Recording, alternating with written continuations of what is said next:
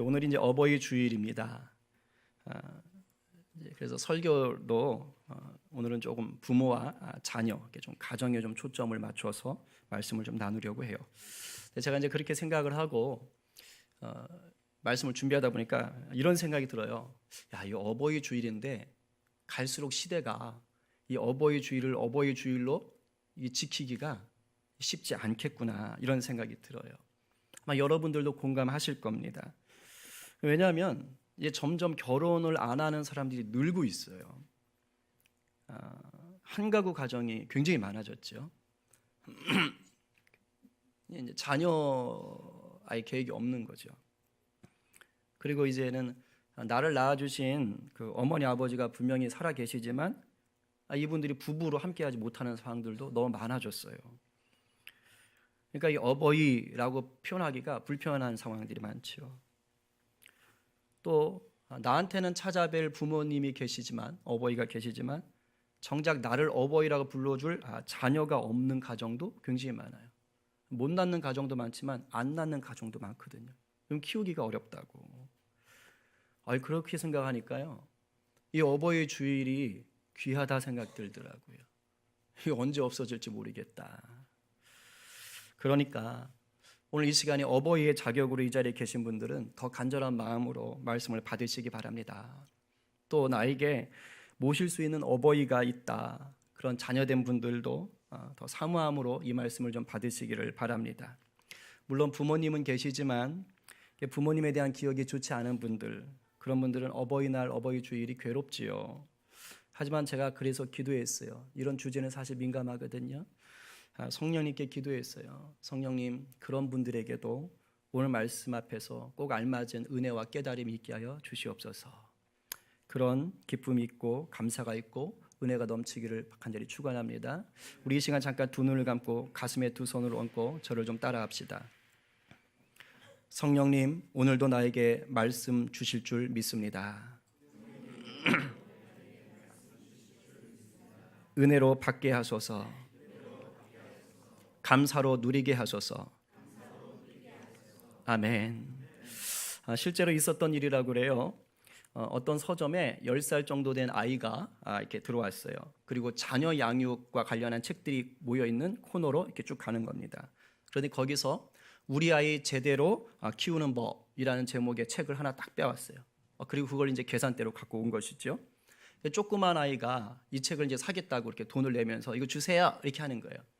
그러니까 이제 그 카운터 직원이 보니까 신기하잖아요. 조그만 애가 그런 걸 사니까. 그래서 물어본 거예요. 얘야, 이거 엄마 아빠가 사오라고 심부름 시켰니? 그랬더니 그 애가 뭐라고 대답한 줄 아세요? 아니요, 저희 부모님이 저를 제대로 키우나 확인하려고요.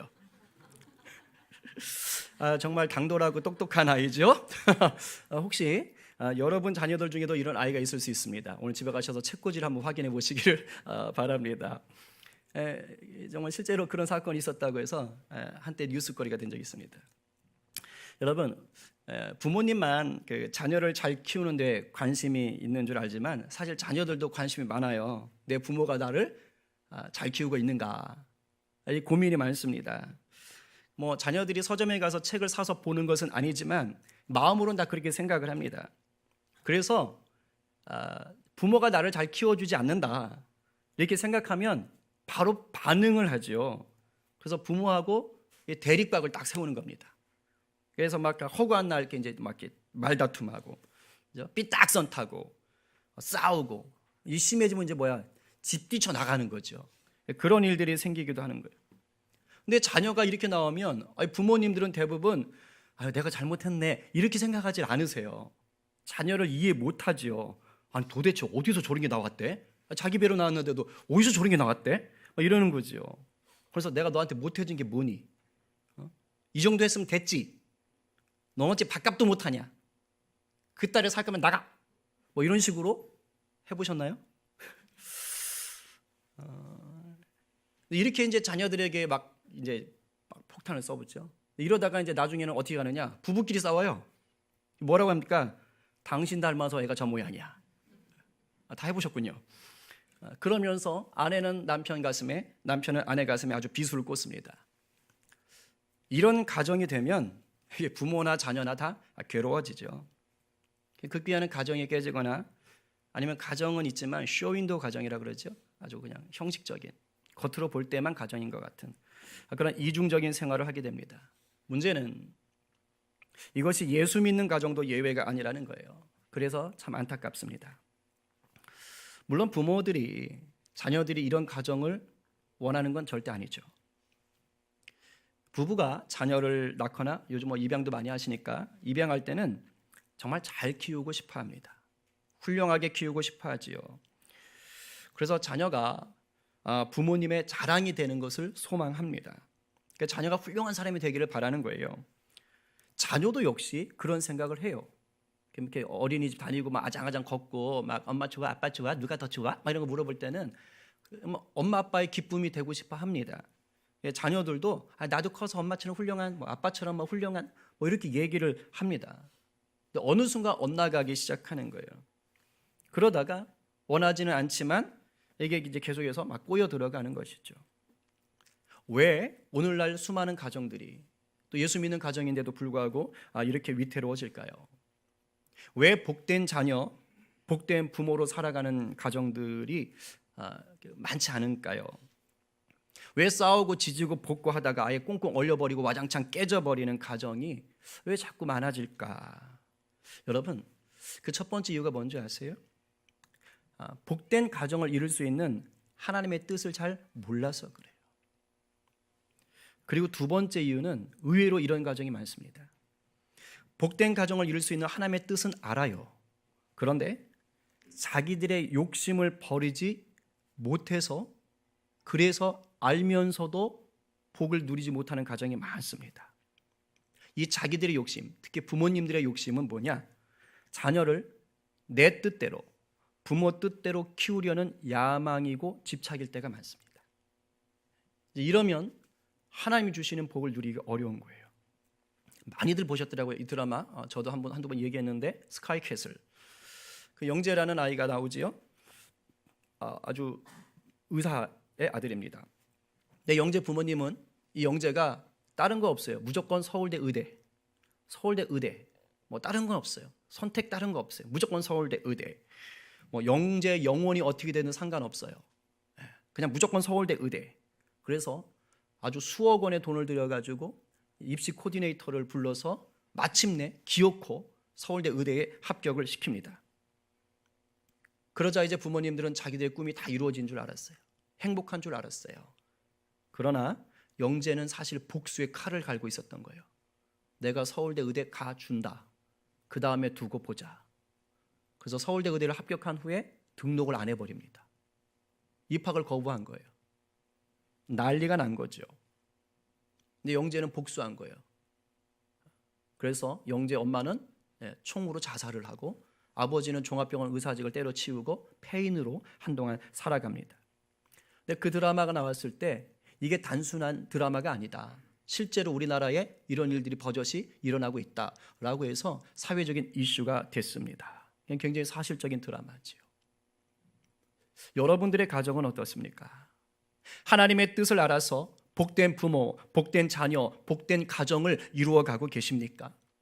아니면 아직 하나님의 뜻이 뭔지 모르고 그저 세상적인 복에 목숨을 걸고 있진 않으세요? 또는 하나님의 뜻을 알면서도 여전히 내 욕심에 묶여서 아주 아슬아슬한 가정을 꾸려가시는 것은 아닙니까? 원하기는 오늘 말씀을 통해서 복된 부모, 복된 자녀, 복된 가정을 이룰 수 있는 그 영적인 비결이 무엇인지를 확실히 깨닫게 되기를 소망합니다. 그리고 그 깨달음이 실천으로 나아가서 주님이 이미 허락하신 하늘의 복을 풍성하게 누리시는 복된 부모, 복된 자녀, 복된 가정 되시기를 축원합니다. 오늘 본문은요, 아주 좁게 보면 가족에서 일어난 사건이에요. 그지요? 한 가족에서 일어난 사건입니다. 더 좁히면 아버지와 아들 사이에 일어난 사건입니다. 아버지인 아브라함이 하나님의 음성에 순종한 거예요. 그래서 자기 하나밖에 없는 외아들을 지금 죽이려고 하는 것입니다. 요즘 조현병 환자 문제 많던데 얼핏 보면 조현병 환자가 끔찍하게 자기 가족을 살해하려는 것처럼 보여요. 근데 사실은 정반대입니다. 오히려 오늘 이 사건은 하나님의 놀라운 사랑을 보여주는 거예요. 하나님은 한 가정에게 복을 주시는 것입니다. 그리고 그 복이 온 세상에 흘러가게 하려고 계획을 세우셨어요. 그런데 하나님의 이 계획이 자칫 부모의 욕심 때문에 막힐 수가 있는 겁니다. 그래서 하나님이 그 복이 흘러갈 수 있도록 미리 물길을 열어놓기 위해서 작업을 하시는 거예요. 그 가정에 개입을 해주시는 것입니다. 은혜로운 사건이지요. 모든 부모들은 자녀가 잘 되기를 바랍니다. 세상에서 출세하고 성공하기를 꿈꾸시지요. 그래서 부모인 자기들 어깨가 좀 으쓱할 수 있도록 자녀가 좀 이렇게 잘 되기를 원해요. 이뿐 아니에요. 자녀가 좀 잘 돼서 아주 사회적으로 기반도 확실하게 잡아서 그 자녀의 후손들까지 아주 그냥 탄탄대로로 좀 달려가길 바랍니다. 다 그러시지요? 그렇죠? 소위 뭐예요? 명문 가문을 이루고 싶어 하는 거예요. 여기 계신 분들 중에 아무도 내 자녀가 빌어먹거나 사회에서 나쁜 사람이라고 요구도 먹는 거 원하는 분 없습니다. 제가 아는 어느 목사님이요, 아들이 있는데 첫째가 이번에 경기과학고등학교 합격 1차에 합격했대요. 몰랐는데 3차까지 붙어야 된다네요. 1차에 합격했대요. 근데 이제 똑똑한 거죠. 그죠? 이 아이는 이제 목사님 가정이 여의치 않으시니까 가외도 한 적 없고 학원을 보낸 적도 없대요. 홀로 공부해서. 그러니까 이런 애들 보면 좀 재수 없죠. 그죠? 네, 재수 없어요. 누구는 수억을 들여도 안 되는데, 네, 그죠? 근데 이 아이가 덜컥 붙어버린 거예요. 그러니까 이제 중학교 때까지 시험 보면 전교 1등. 근데 이제 공부만 잘하는 게 아니라 그런 놈들 있죠. 음악도 잘하고 노래도 잘하고 운동도 잘하고 거기다 얼굴까지 잘생긴. 네, 정말 재수 없는 것들. 그죠? 다행히 우리 위에는 없는 것 같아요. 네, 그래서 제가 요즘 위로가 되는데. 근데 이렇게 된 거예요. 그래서 얼마 전에 그 사모님이 그 SNS에다가 그렇게 적으셨어요. 얼마나 기분이 좋으셨으면 누구한테라도 자랑하고 싶다. 그러니까 누구한테라도 막 자랑을 하고 싶은 거예요. 그래서 그걸 이제 올려놓으셨대요. 아직 최종 합격한 게 아니거든요. 1차 합격. 아직 2, 3차가 남았어요. 근데 자녀가 이렇게 좀 잘 되는 것 같으니까 기분이 너무 좋으신 거죠. 예. 아마 저 같아도 좀 그럴 것 같은데 글쎄 우리 하모니 시원이가 어떻게 될지는 아마 이제 그 사모님은 이제 최종 합격을 믿고 미리 감사하고 자랑하셨겠죠.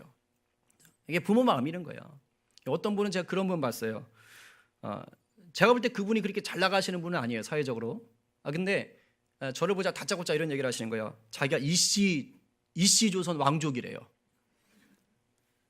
이씨 조선 왕족이라는 거예요. 그래서 자기 명문 가문이라고. 그래서 어깨 빡 힘주고 계신 거예요. 그래서 네 그러시냐고.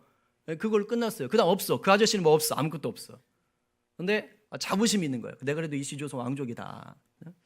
그러니까 이게 모든 부모는, 모든 사람들은 내 집안이 좀 이렇게 흥왕하고 자녀들이 잘 되기를 바라요.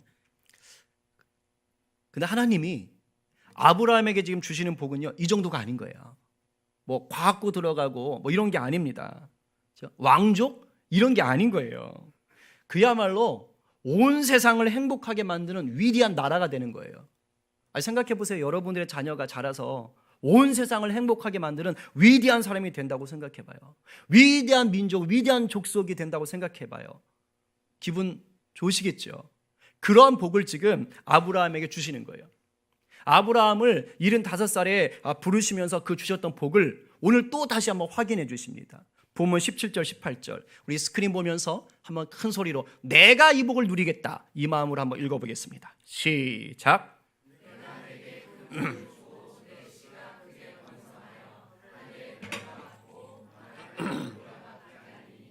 내 씨가 그 대적의 성문을 차지하리라.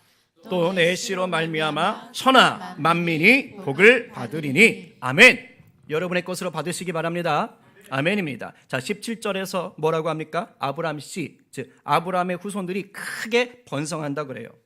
어느 정도로 번성하냐면 하늘의 별 같고 바닷가의 모래 같다. 셀 수 없을 정도로 많아진다. 그런데 인구만 많아지는 게 아닌 거예요. 그 다음에 뭐라 그래요? 대적의 성문을 차지한다. 이거 뭐예요? 싸워서 이긴다 이 뜻입니다. 그러니까 처음부터 큰 나라를 주는 게 아니라 처음에는 작아요. 아브람 한 사람에게서 시작돼요. 아브람 한 가정에서 시작돼요. 그런데 그 과정이 어떻게 되는 거예요? 점점점 땅 따먹기 해서 대적들과 싸워서 이기는 거예요. 그래서 마침내 전 세계를 다 덮을 만큼 커지는 겁니다. 알렉산더 대왕이 만든 그리스 대제국, 칭기스칸이 만든 몽골 대제국, 처음엔 별거 아니잖아요. 그러나 점점점 커졌잖아요. 그런데 세상의 제국은 자기가 점령한 식민지에게 복을 주지 않습니다. 일본이 우리나라 점령해서 우리나라에 복 줬나요? 아니잖아요. 세상은요, 자기가 점령한 식민지에게 착취하고 빼앗고 아주 탄압하고 가혹하게 합니다. 하지만 아브라함에 주시는 하나님의 복은 뭐예요? 그 후손을 통해서 세상에게 복을 주는 거예요. 이게 어떤 나라예요? 이게 어떤 족속이에요? 바로 하나님 나라, 하나님 백성입니다. 아멘이세요?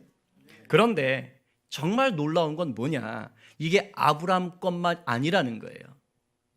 아브라함에 주신 이 복이 바로 나와도 우리와도 내 자녀에게도 상관이 있다는 것입니다. 예수님을 구주로 삼고 내 삶의 주인으로 삼는 모든 자가 아브라함의 씨예요. 아브라함의 자손입니다. 그렇기 때문에 우리에게도 아브라함에게 주신 그 하나님의 엄청난 복이 흘러오는 것입니다. 정확히 말하면 하나님은 우리를 통해서 아브라함에게 주셨던 그 복의 약속을 지금 이루어가고 계신 것입니다. 믿으세요? 그런데 문제가 뭐예요? 이 하나님이 복 주시는 원리를 모르면 하나님이 주신 복은 흘러오는 거예요. 근데 내가 댐을 쌓아놓은 거하고 똑같아요. 나한테 안 오는 겁니다. 이게 하나님이 주신 복이구나 알지만 그것을 내가 누릴 수가 없는 것입니다.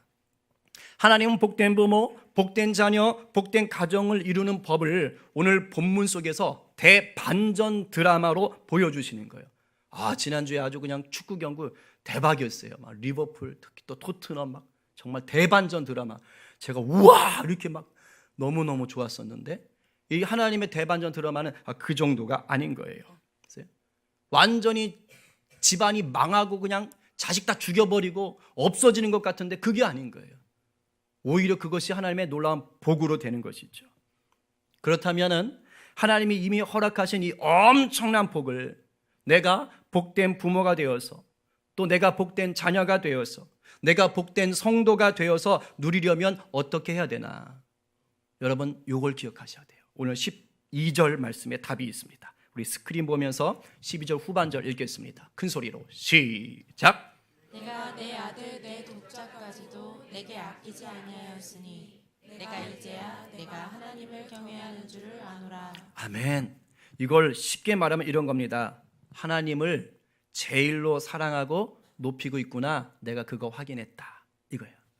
네가 나를 제일 사랑하고 나를 제일 높이고 있네. 땡큐. 요 말입니다. 하나님이 아셨던 거예요. 왜냐하면 아브라함이 자기 외아들 이삭을요 너무 사랑한 거예요. 너무 사랑해서 하나님을 향했던 사랑이 막 흔들리기 시작한 거예요. 2절에 보니까 하나님이 아브라함에게 이삭을 향해서 말할 때 이렇게 말해요. 네 아들 사랑하는 독자 이삭 이렇게 얘기해요. 아들이라고만 하지 않았어요. 사랑하는 독자 하나밖에 없다. 그러니까 이미 아는 거예요. 아브라함이 이삭을 얼마나 사랑하고 있는지 아는 거예요. 여기 혹시 뭐 3대 독자, 4대 독자 있으세요? 제가 제 친구 중에 있었거든요. 난리요, 난리. 진짜 난리. 가문이 난리야, 가문이. 걔 하나 어떻게 될까 봐 완전 왕무 떠봐서 살더라고요. 근데 아브라함에게 이삭은요 그 정도 의미가 아닙니다. 창세기 18장 11절에 이렇게 얘기해요. 아브라함과 사라는 나이가 많아 늙었고 사라에게는 여성의 생리가 끊어졌느니라. 90살에 아기 낳으실 수 있는 분, 여자분들, 나는 90살에 아기 낳을 수 있다. 안 낳아봐서 모르세요? 도전해 보시겠어요? 성경이 분명히 얘기해요. 생리가 끊어졌다. 무슨 말이지요? 애를 낳을 수 없다 이 말입니다. 그 상황에서 아브라함 나이 100살, 아내인 사라 나이 90세, 아내는 더 이상 애를 낳을 수 없는 상태. 그 상황에서 얻은 아들이 이삭이에요. 자기에게 생길 수 없는 아들이 생긴 것입니다. 하나님의 능력으로 약속으로 주신 거예요. 얼마나 사랑스럽겠어요. 얼마나 사랑스럽겠어요.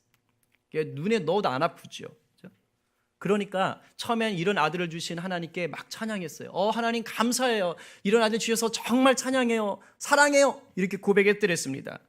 근데 어느 순간 어떻게 되는 거예요? 이제는 하나님을 찬양하는 게 아니라 아들 일로 와봐. 아들 와. 저도 좀 이런 위험이 있어요. 저도 맨날 집에만 들어가면 우리 아들 어디 있어? 우리 아들. 너는 왜 이렇게 잘생겼니? 와, 너 진짜 누구 닮은 거야? 그러면 시원이가 자다가 막 형식적으로 대답해요. 아빠. 이렇게. 그죠? 이게 정말 이렇게 너무 사랑스럽죠. 그죠? 요 이제 딸도 막 딸아 너는 어쩜 이렇게 막 자는데 이러고 자거든요. 이러고. 근데 그래도 이뻐요. 그래서 막 입술도 두꺼워가지고 입술 딱 튕기면서 자니까 모르죠. 어쩜 이렇게 이쁠까 우리 딸은. 그죠? 그러니까 이제 아브라함은 막 이삭한테 꽂혀버린 겁니다. 그러니까 하나님 보실 때 이랬던 것 같아요. 얘 봐라. 이거 지금 내가 준 선물인데 얘가 이 선물에 집착하네. 나보다 자기 아들을 더 사랑하네. 나보다 자기 아들한테 더 집착하고 있네. 아마 이렇게 본 거예요. 여러분은 다르세요? 오늘날 이런 가정 많습니다. 예수 믿는 집도 예외가 아니에요. 아니 더 심할 수 있어요. 예수 믿는 집이. 왜냐하면 하나님의 복을 내가 이 땅에서 눈에 보이는 성공으로 누려야 된다 이렇게 생각해버리면 이제 큰일 나는 거예요. 그러면 이게 자기 욕심이 들어가요. 누구한테? 자녀한테. 그래서 자녀한테 넌 하나님 주신 복을 받아야 돼. 이렇게 되는 겁니다. 그 집착하기 시작하는 거예요. 그러면 하나님의 뜻을 따라서 내 자녀를 키우지 못합니다. 그때부터 하나님의 뜻을 왜곡해요. 그래서 내가 통제하는 거예요. 너 이렇게 해, 너 저렇게 해. 나쁘게 말하면 소나 돼지를 사육하듯 자녀를 사육해요. 아니면 정반대로 자녀가 집안의 왕이 되고 부모가 종 노릇합니다. 둘 다 좋은 게 아니에요. 이러면 자녀 앞길도 망치고 부모 자신들도 불행해집니다. 하나님 보실 때 아브라함에게 이런 위험성이 좀 보였던 것 같아요. 하나님은 아브라함이 그렇게 되는 걸 원하지 않으셨어요. 왜? 하나님은요, 하나님보다 더 사랑하는 게 생겨버리는 순간 아브라함이 하늘의 복을 누릴 수 없는 걸 아셨거든요. 근데 지금 복을 주셔야 되는 거야. 그러니까 이미 막아야 되는 거예요. 그래서 하나님 뭐 하는 거예요? 시험하시는 거예요. 22장 얘기잖아요. 1절에 하나님 아브라함을 시험하셨다. 그 시험이 뭡니까? 그토록 사랑하는 아들 이삭을 번제로 바쳐라. 여러분 번제가 뭐지요? 그냥 죽이는 거 아닙니다. 짐승을 번제로 바칠 때 어떻게 해요? 죽여서 피를 쏟고 몸은 각을 뜨는 거예요. 그 내장 다 긁어내고 그리고 제단 위에다 올려서 불태워버리는 겁니다. 지금 사람은 가지고 이렇게 하라는 거예요. 자기 아들을 가지고. 왜 하나님 제정신인 거예요? 이거 너무 놀라운 거죠. 평상시 하나님 같으면 할 수 없는 일이에요. 여기에 대한 신학적인 건 다음 기회. 요건 이제 제가 오늘 주제에서 벗어나니까 너무너무 잔인한 요구를 하셨어요. 그런데 결과적으로 아브라함이 이 시험을 통과합니까? 못합니까? 통과하지요. 그죠? 네, 통과했어요. 그래서 이 시험을 통해 믿음을 점검한 겁니다. 믿음을 점검하고 흔들리던 사랑을 다시 잡았어요. 그러니까 결과적으로 아브라함 복된 부모, 복된 자녀, 복된 가정을 이룬 거예요. 그리고 이삭도 아주 훌륭한 자녀가 되었지요. 그래서 복의 첫 단추를 깬 겁니다. 여러분, 하나님이 주시는 위대한 복을 누리고 싶으시지요? 하나님이 주시는 복이 내 자녀에게 흘러가게 하고 싶으시지요? 하나님이 주시는 복이 내 가정에 가득하기를 원하시지요? 그러면 제일 중요한 것, 하나님을 제일로 사랑하셔야 됩니다. 어떻게 해야 된다고요? 하나님을 제일 사랑해야 된다. 하나님보다 더 사랑하는 게 생기는 순간 이 복이 막혀요. 그럼 왜 하나님이 이렇게까지 하실까? 왜? 좀 주면 안 돼요? 뭐 좀 사랑하면 안 돼? 좀 다른 거 자식 좀 사랑하면 안 돼? 왜 하나님 이렇게 막 질투하시고 안 돼, 너 나보다 네 자식 사랑하면 안 돼? 왜 이러시는 거예요? 왜 그러면서까지 복을 주시려고 하는 거예요? 이유가 있어요. 잘 들으세요. 첫 번째는요, 하나님이 우리를 그렇게 창조하셨어요. 우리를 창조할 때 하나님을 제일로 사랑할 때 복을 누리도록 만드신 거예요. 보통 자기 자식을 왜 좋아하는지 아세요? 자기 닮아서 그래요. 자기 닮은 거예요.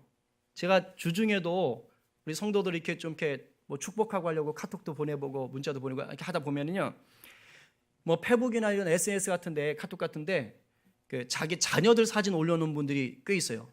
이 중에도 계시죠. 근데 신기하죠? 붕어빵이야 다. 닮았어. 뭐 저희 집도 그렇긴 하지만 다른 집도 다르지 않아요. 많이 닮았어요. 그러니 얼마나 좋겠어요. 자기 닮았으니 어찌 사랑하지 않을 수 있겠어요. 그러면서 그 자녀가 자기를 사랑해 주기를 당연히 바라는 것이죠. 하나님한테 우리가 그런 존재입니다. 왜냐면요, 하나님 우리를 자기 형상대로 만들었어요. 물론 이게 얼굴이 똑같다는 뜻은 아니지만 특별하게 자기 형상대로 만들었어요. 그리고 거기다가 성령, 생기를 부어넣었어요. 꼭 닮은 존재로 만들었어요. 무슨 말이에요? 사랑하고 싶은 거예요. 자식처럼 사랑하고 싶고 자식에게 사랑받듯이 사랑받고 싶었던 거예요. 그렇게 창조하신 겁니다. 그렇게 창조하셔서 무슨 복을 준 거예요? 위대한 복을 준 거예요. 내 자식이니까. 그렇게 만드신 거예요. 이 복이 뭐예요? 하나님이 창조한 세계를 다스려라. 너 가져. 너 다 가져.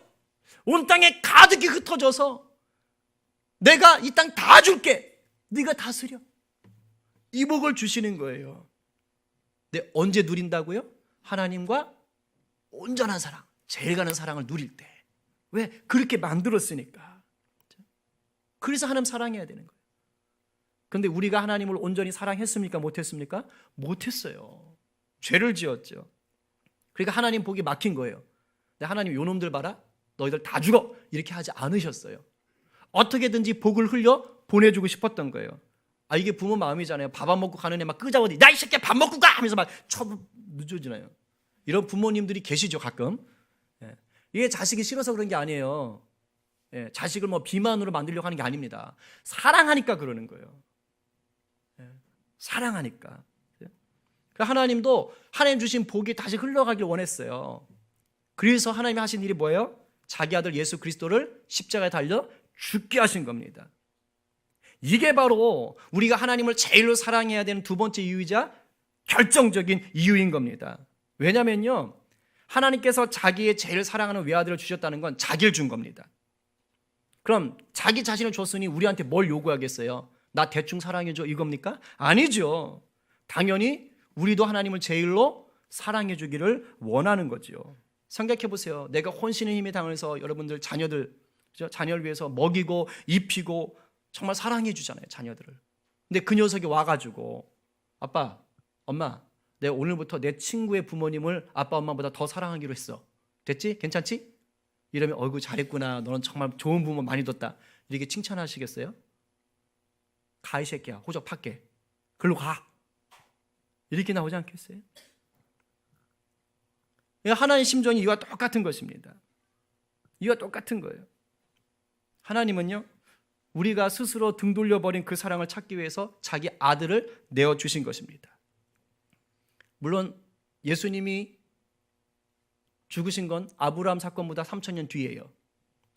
그러나 시간의 개념이 우리에게나 적용되지 하나님에게는 적용이 안 돼요. 왜? 영원하신 분이라. 그래서 그 예수님의 십자가 죽음은 아브라함 때도 그렇고 우리 때도 그렇고 똑같이 하나님의 사랑으로 우리에게 역사하는 줄로 믿습니다. 근데 우리가 잘 이걸 못해요. 이해를 못해요. 그래서 예수님의 사랑이 구약에도 돌아가시기 전에도 십자가 달기 전에도 예수님의 사랑이 있다라는 것을 하나님이 군데군데 넣어 놓으셨어요. 그게 오늘 본문에도 나옵니다.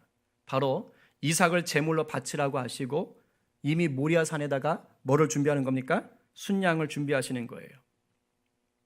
아브라함에게 이삭은 사랑하는 독자지요. 하나님에게 예수님은 누구죠? 사랑하는 독자예요. 아브라함이 사랑하는 독자 아들을 죽여야 했던 그 심정이 곧 누구 심정이에요? 자기 아들을 십자가에 달리게 했던 하나님의 심정인 거예요. 그러니까 이 아들을 죽이게 만드는 이 사건에서 우리가 뭘 보는 거예요? 십자가 사건을 미리 보는 거예요. 이게 암시 예시라 그럽니다. 동시에 자기 아들 이삭이 죽을 수밖에 없었는데 하나님 뭘 준비하셨지요? 순양을 준비하죠. 그래서 대신 죽게 했습니다. 이게 바로 뭐예요? 십자가 대속의 사랑이에요. 내가 죽을 수밖에 없었는데 예수님이 어린 양이 되셔서 대신 죽어 주셨습니다. 이 모리아 사건이 바로 십자가 사건을 바라보게 해주는 거예요. 여러분, 지금 여러분이 예수 믿는 성도 맞지요? 그렇다면 우리는 하나님을 그 무엇보다 제일로 사랑하셔야 돼요. 왜냐하면 하나님께서 이 사랑을 위해서 나를 창조하셨고 자기 아들 예수님을 십자가에 달려 죽게 하셨습니다. 우리가 이것을 분명히 깨닫고 하나님을 제일로 사랑하면 아브라함에게 약속하신 그 복이 나에게, 내 자녀에게, 내 가정에게 반드시 흘러 넘치게 될 줄로 믿습니다. 어떻어요? 여러분 지금 하나님을 제일로 사랑하세요? 제가 정말로 묻고 싶어요. 왜냐하면 진짜 복이 있는데 못 누리거든요. 자녀를 두신 부모님들께 여쭙겠습니다. 혹시 자녀가 하나님보다 더 사랑하는 대상, 우상이 되고 있지는 않으세요? 자녀가 없는 분들도 똑같아요. 혹시 하나님보다 더 사랑하는 것이 있지 않으세요?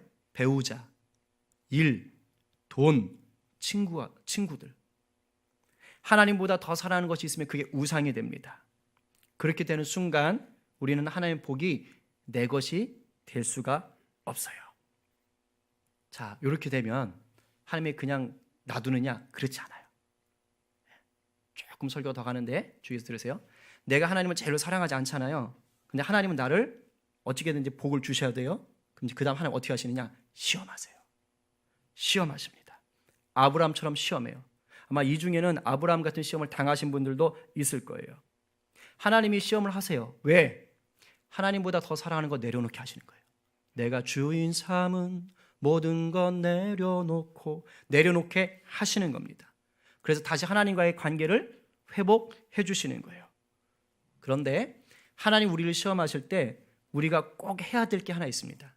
그게 뭐냐면 하나님을 믿는 거예요. 뭐라고요? 하나님을 믿는 것이다. 하나님을 제일로 사랑하지 못하면 하나님이 우리를 시험하시는데 그때 우리가 해야 될 것, 하나님을 믿는 것. 아브라함은 하나님을 믿었기 때문에 제일 가는 사랑을 회복할 수 있었어요. 그럼 이 믿음이 뭐냐? 잘 들어요. 내 눈앞에 확실한 결과가 보이지 않아도 끝까지 하나님을 신뢰하는 것입니다.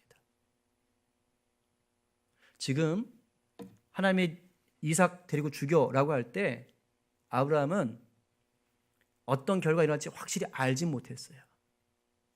그러나 하나님을 신뢰했기 때문에 믿음으로 나아간 것입니다. 근데 처음부터 이랬던 건 아니에요. 아브라함이 굉장한 믿음을 처음부터 가졌던 것은 아니에요. 처음에는요, 의심하고 실수도 많았어요. 아브라함 그렇게 멋진 사람 아닙니다. 자기 아내 사례를요, 자기가 죽을까봐 2번이나 얘 제 아내 아니고요, 제 동생이에요, 이렇게 속입니다. 이게 얼마나 찌질이에요. 그렇죠? 하나님이 시험할 때 속아 넘어가는 거예요. 조금 기근드니까 가나안 땅이 아니고 애굽으로 또 도망가잖아요. 먹고 살려고. 이 넘어져요. 그리고 하나님이 자녀 주신다고 했는데도 몇 번이나 의심해요. 그래서 제 종 엘리에셀이나 아니면 그 자기의 첩을 통해서 낳은 이스마엘을 자기 이런 식으로 나가는 거예요. 몇 번이나 의심합니다. 그래서 인간적인 대안으로 한번 접근해 볼까 이래요. 근데 그거 아세요? 그런데도 불구하고 하나님이요, 아브라함을 안 버려요. 신기하죠? 계속 품으세요. 시험은 계속 하시는데 거기에 실패해요. 무너져요. 근데 안 버려요. 오히려 의심하고 실수하고 실패할 때마다 하나님이 도우시고 믿음을 더 다독여 주십니다. 그러기를 몇 년 했느냐? 오늘 이 사건이 있기를 학자들은 한 40년 흘렀다 이렇게 얘기해요. 그러니까 75살에 하나님 부르셨거든요. 그리고 한 40년이 흐른 거예요. 그럼 그때까지 뭐 한 거예요? 하나님이 시험하실 때마다 톡톡톡 첫 번에 이긴 게 아니라 의심하고 실수하고 실패하고 이게 아니네? 그러면서 다시 가고 다시 일어서고 이렇게 한 겁니다. 그러면서 믿음이 어떻게 됐습니까? 점점 자랐습니다. 그래서 자기 아들을 잡으라는 이 시험에서 당당히 합격할 수 있었던 거예요. 그거 아세요? 이 다음에는 하나님이 아브라함을 시험했다는 얘기가 없어요. 마지막 시험입니다. 아들 잡으라는 시험을 왜 제일 처음에 시험을 내지 않았을까요? 감당 못하니까. 감당 못하니까. 하나님이요, 하나님보다 사랑하시는 것이 있기 시작할 때는요, 반드시 시험을 하시는데 단계를 거쳐가요. 그러니까 여러분들이 실수해도 하나님 또 일하시고 또 일하시는 거예요. 제가 오늘 말하고 싶은 게 이거예요. 여러분들이 하나님보다 더 사랑하는 것들이 생길 수가 있어요. 막 고백은요, 하나님 전부예요. 오직 주님 한 분만으로 만족해요. 충분해요. 말은 이렇게 합니다. 근데 어느 순간 하나님보다 더 좋아하는 것들이 막 생기는 게 우리의 인생이에요. 그렇죠? 특히 부모님들, 자녀는요, 평생 동안 하나님과 경쟁하는 사랑의 대상입니다. 그렇게 돼요. 근데 하나님 우리를 시험하시거든요. 왜냐하면 하나님은 진짜 복을 주셔야 돼요. 그래서 내가 하나님보다 자녀를 더 사랑하잖아요. 그럼 자녀를 가지고 시험하십니다. 내가 하나님보다 돈을 더 사랑하잖아요. 그럼 돈으로 시험하세요. 내가 하나님보다 일을 더 좋아하잖아요. 일 가지고 시험하십니다. 내가 하나님보다 더 좋아하는 것들 가지고 하나님은 반드시 시험을 하세요. 그럴 때 우리가 믿음으로 반응해야 되는데 처음부터 완벽하지 않을 수 있어요. 하나님 원하신 답은 알지만 또 넘어질 수 있다고요. 근데 부탁이에요. 포기하지 마세요. 포기하지 마세요. 넘어졌을 때 그때 믿음은 더 자라기 위해서 꿈틀거리는 거예요. 자녀 때문에, 돈 때문에, 배우자 때문에, 일 때문에, 관계 때문에 무너지는 그 자리에서 내 믿음이 조금씩 다시 싸게 나고 있는 거예요. 그래서 하나님 마침내 어디까지 인도하신 줄 아세요? 하나님의 완전한 사랑을 경험하는 모리아산 그 제단까지 인도하시는 거예요. 거기까지 여러분들이 나가셔야 됩니다. 아들 이삭을 죽이려고 했던 그 모리아산의 대반전은 하나님이 아브라함을 시험하실 때 이미 뭘 준비하신 거예요? 순양을 준비하신 거예요. 시험하기로 하셨을 때 이미 준비하시는 거예요. 그래서 이걸 뭐라 그랬어요? 여호와 이레. 여호와 이레. 하나님이 우리를 시험하시고 연단하실 때는 이미 준비하신 게 있는 겁니다. 그렇기 때문에 우리가 가만히 있어서는 안 돼요. 믿음은 액션입니다. 믿음은 동사예요. 움직여야 되는 거예요. 하나님을 신뢰한다는 것은 내가 그렇게 행동한다는 뜻이에요. 움직여야, 도전해야, 넘어질 때, 쓰러질 때, 쓰러지더라도 하나님께로 다가가야 믿음이 자라고 사랑이 자라나는 것입니다. 하나님의 시험은 우리 인생 앞에 대단한 위기처럼 보여요. 마치 내 사랑하는 아들을 죽여야 돼? 무슨 이런 위기가 있어? 이렇게 보일 수 있습니다. 그러나 그때마다 하나님은 반드시 피할 길과 또 다른 은혜를 주시는 줄 믿으시기 바랍니다. 고린도전서 10장 13절 같이 한번 읽어봅니다. 자, 시작. 사람이 감당할 시험 밖에는 너희가 당한 것이 없나니 오직 하나님은 미쁘사 너희가 감당하지 못할 시험 당함을 허락하지 아니하시고 시험 당할 즈음에 또한 피할 길을 내사 너희로 능히 감당하게 하시느니라. 아멘. 바로 이겁니다. 이것이 바로 하나님의 사랑이고 놀라운 은혜입니다. 우리에게 어떠한 시험이 닥쳐도 주님을 향한 사랑을 기대하고 주님을 향해서 걸어가신다면 하나님이 때마다 일마다 도우십니다. 오늘 여러분들의 가정은 어떻습니까? 부모로서, 자녀로서, 성도로서 하나님이 주신 복을 누리고 싶은데 뭔가 자꾸 꼬여가는 것 같으세요? 그럼 빨리 영의 눈을 여세요. 그 속을 보세요. 여호와 이레의 하나님께서 복 주시려고 시험하는 가정일 수 있습니다. 순양을 딱 준비해 놓으시고요, 우리의 믿음을 더 지금 단단하게 다져가고 있을 수 있어요. 그러니까 주님을 신뢰하시고 다시 우리의 마음과 생각과 시선을 주님께로 좀 고정하시기를 바랍니다. 삶이 팍팍하고 뜻대로 되지는 않으시겠지만 그럼에도 불구하고 주님을 사랑한다고 우리 한번 고백해 보십시다. 그러면 생리가 끊어진 사라의 태를 여신 그 하나님께서 자녀로 인해, 배우자로 인해, 부모로 인해, 그 밖의 삶의 문제로 인해 난 이제 소망이 없어, 끊어졌어 생각하는 내 마음에 새 일을 행하실 줄 믿습니다. 날 위해 십자가에 달리신 주님께서 무덤 속에 들어간 것 같은 내 심령을 다시 새롭게 하실 줄로 믿습니다. 이 시간 우리 삶의 환경이 어떠하든지 다시 주님을 신뢰하며 주님을 사랑한다고 고백하십시다. 여호와 이레의 하나님이 준비하신 그 순양을 잡아서 오늘 이 시간에 은혜의 제사를 드리시기를 갈망합니다. 그럴 때 복된 부모, 복된 자녀, 복된 성도로 살아가는 모든 성도 되시기를 간절히 축복합니다.